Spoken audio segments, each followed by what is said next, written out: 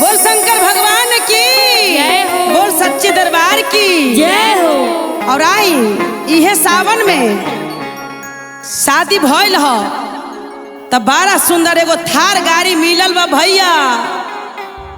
और हम सोचत तानी कि केकरा केकरा के ड्राइवर बनाई जे हम श्री धाम में आएम। तो सोचत तानी 1 लाख भैया के बना दी बार ड्राइवर इहे बनी हन हमर 1 लाख भैया। अब सब ड्राइवर फेल हो गए, अब 1 लाख भैया ड्राइवर बने। और कहे के बा कैसे हो अरे नहीरा में मिललै 4 चकवा हो हमरा के बनतै ड्राइवर। नहीरा में मिललै 4 चकवा तुम क्या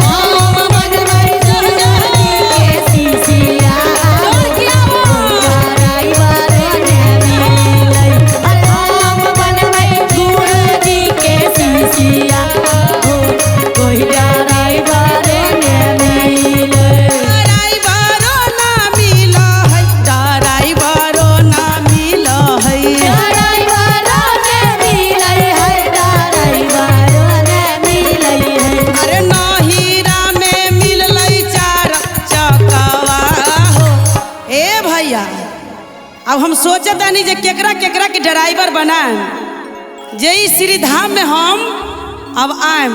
काहे कि ओला गाड़ी करते करते भैया बहुते पैसा लागत है। तो अब हम ओला से नहीं आएम, 1 लाख भैया ड्राइवर बनी हन और हम आएम श्री धाम में भजन गावे खातिर। अरे नहीरा में मिललै 4 चकवा हो आ कोई ड्राइवर ना मिल है।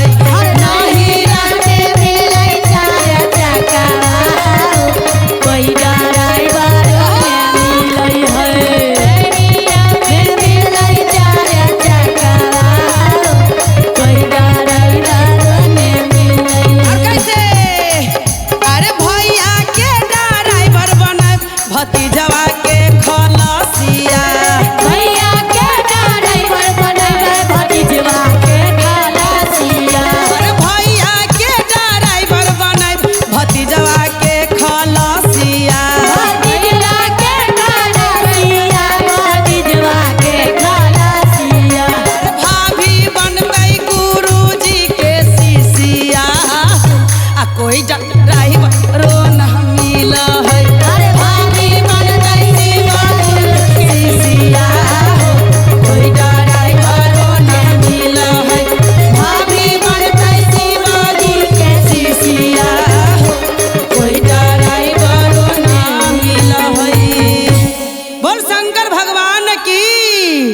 सच्चे दरबार की जय।